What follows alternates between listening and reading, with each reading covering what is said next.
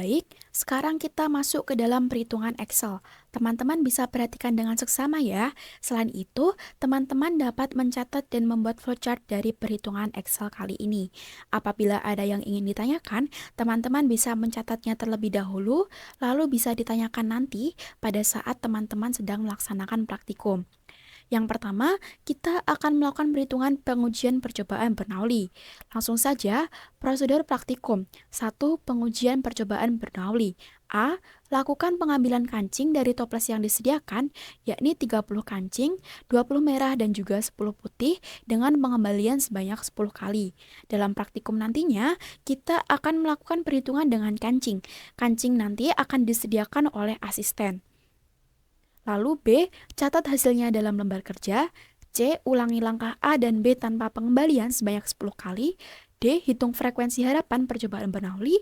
E, lakukan pengujian goodness of fit, apakah kedua percobaan mengikuti distribusi Bernoulli. Dan F, buat kesimpulan dan catat hasilnya dalam lembar kerja. Di sini, kita menggunakan 30 kancing dengan masing-masing 20 merah yang dapat kita representasikan sebagai produk tak cacat. Lalu ada 10 putih yang dapat kita representasikan sebagai produk cacat. Teman-teman pasti bertanya-tanya, kenapa produk tak cacat lebih banyak daripada produk cacat? Kenapa demikian? Karena biasanya dalam sebuah produksi akan ada produk cacat, tetapi jumlahnya tak sebanyak produk tak cacat. Itulah kenapa kita menggunakan 20 kancing merah sebagai produk tak cacat dan 10 kancing putih sebagai produk cacat. Langsung saja kita beralih pada sheet lembar kerja. Nah, dalam pengujian kali ini, kita akan melakukan 2 kali pengujian, yakni pengujian dengan pengembalian dan juga pengujian tanpa pengembalian. Dengan pengembalian nanti, teman-teman akan mengembalikan kancing yang sudah kalian ambil ke dalam kotak yang telah disediakan. Sedangkan pada pengujian tanpa pengembalian, teman-teman dapat menaruh kancing di sekitar kotak yang telah disediakan. Nah, dalam tabel ini terdapat kolom tally. Tally sendiri merupakan sebuah kegiatan menghitung dengan garis vertikal dan juga garis diagonal. Setiap garis kelompok akan berjumlah 5 dan setiap kelipatan 5 akan berbentuk diagonal. Untuk contoh tally sendiri dapat kalian lihat pada sebelah kanan tabel. Ini ya teman-teman, contoh tally. Selanjutnya, di sebelah kolom tally terdapat kolom frekuensi. Ada frekuensi pengamatan dan juga frekuensi harapan, di mana frekuensi pengamatan sendiri merupakan jumlah yang diambil dari suatu percobaan. Jadi, nanti hasil pengamatan kancing kalian akan kalian tuliskan pada lembar kerja yang telah disediakan oleh asisten. Lalu, untuk frekuensi harapan sendiri merupakan jumlah yang diharapkan dari suatu percobaan. Nah, untuk frekuensi harapan sendiri dapat kalian lihat rumusnya pada sebelah kanan tabel. Seperti ini. Frekuensi harapan sama dengan peluang dikalikan dengan banyaknya berapa kali percobaan yang telah dilakukan. Lalu, peluang sendiri sama dengan jumlah kancing cacat atau kancing tak cacat dibagi dengan keseluruhan kancing. Nah, langsung saja kita dapat melakukan perhitungan ya teman-teman. Nah, sebelum itu kalian dapat menggunakan tanda sama dengan sebelum kalian memasukkan rumus Excel, agar rumus yang kalian masukkan dapat dibaca oleh Excel. Langsung saja sama dengan kita buka kurung, jumlah kancing cacat yakni 10, lalu kita bagi dengan jumlah keseluruhan kancing yakni 30, lalu kita tutup kurung, lalu kita kalikan dengan berapa banyaknya pengamatan yang telah kita lakukan, yakni 10 kali. Seperti ini, lalu kita enter. Nah, akan muncul nilai frekuensi harapan sebesar 3,333. Lalu yang kedua, dengan pengembalian tak cacat, masih sama rumusnya, yakni sama dengan buka kurung, jumlah kancing tak cacat yakni sebanyak 20, lalu kita bagi dengan jumlah keseluruhan kancing, lalu kita kalikan dengan banyaknya pengamatan yang telah kita lakukan. Kita enter, akan muncul nilai frekuensi harapan sebanyak 6,666667. Lalu, pada pengujian tanpa pengembalian masih sama ya teman-teman rumusnya, yakni sama dengan kita buka kurung, jumlah kancing cacat, kita bagi dengan keseluruhan kancing, lalu kita kalikan dengan banyaknya pengamatan. Lalu masih sama untuk produk tak cacat, sama dengan buka kurung,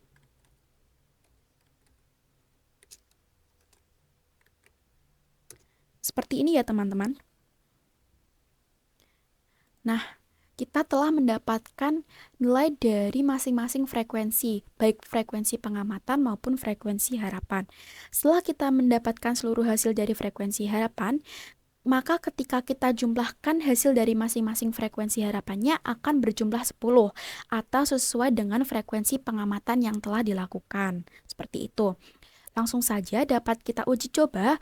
Untuk penjumlahan akan ada dua rumus, yakni cara pertama kita menggunakan rumus dari Excel dan cara kedua kita menggunakan rumus manual.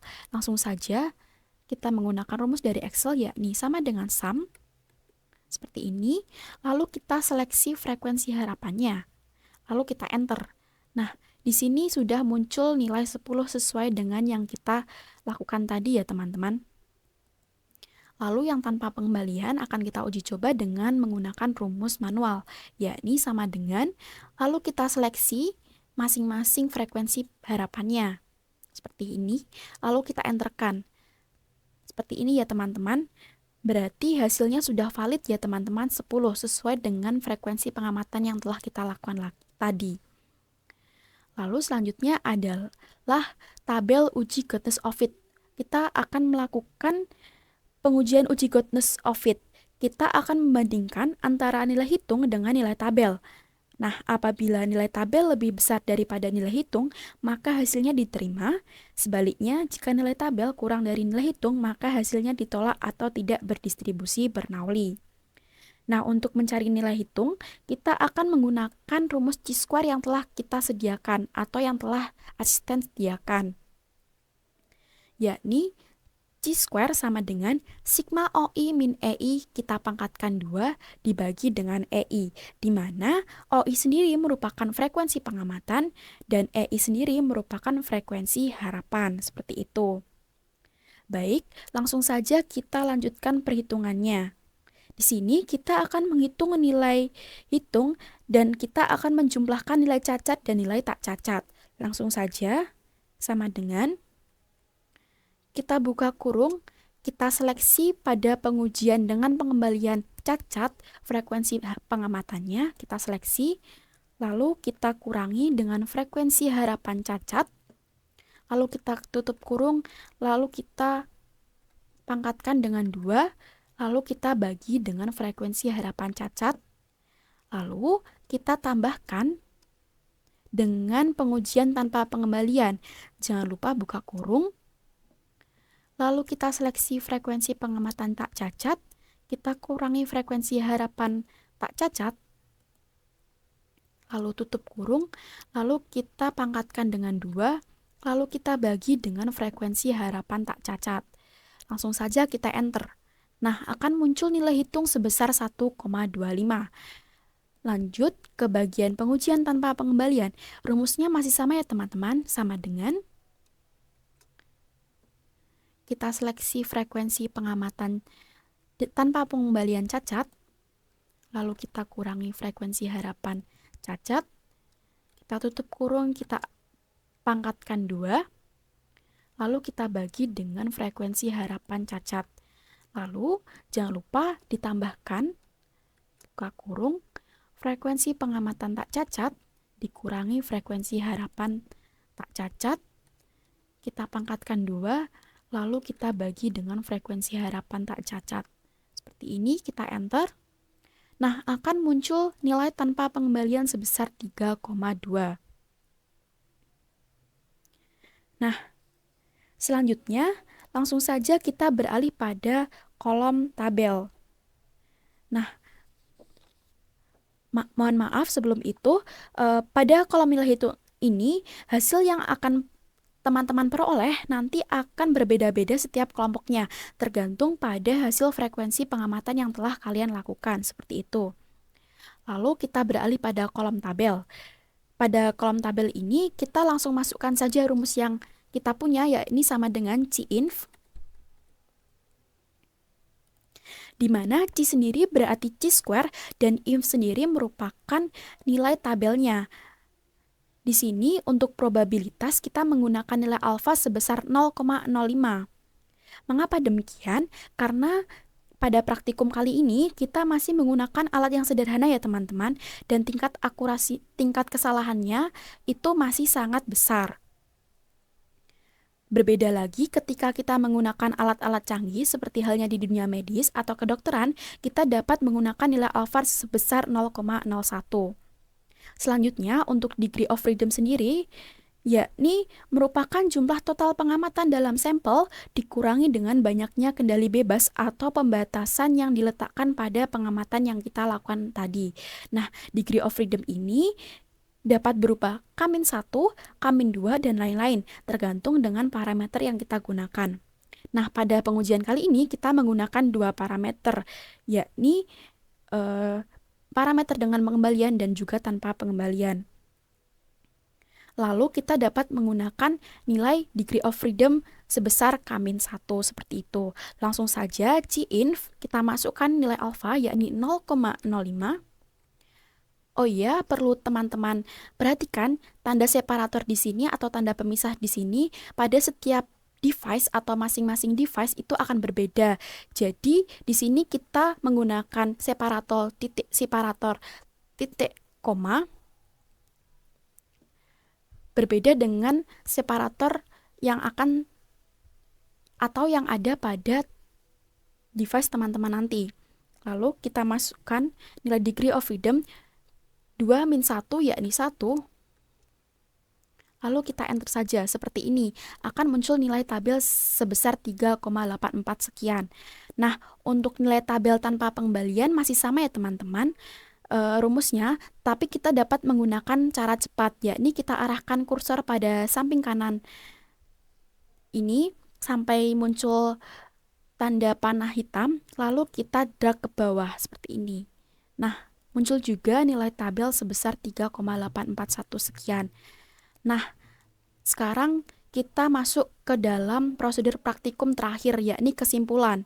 Nah, dapat disimpulkan nilai tabel 3,841 sekian lebih besar daripada nilai hitung sebesar 1,25, sehingga kesimpulannya adalah diterima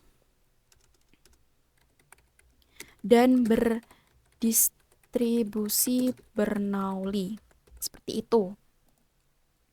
Lalu yang ada pada pengujian tanpa pengembalian masih sama, yakni nilai tabel sebesar 3,841 sekian lebih besar dibanding dengan nilai hitung sebesar 3,2. Berarti kesimpulannya sama ya teman-teman, langsung saja kita drag seperti ini. Nah, untuk pengujian Bernoulli sudah cukup sampai di sini, maka untuk pengerjaan Excel selanjutnya akan saya kembalikan kepada asisten yang bertugas.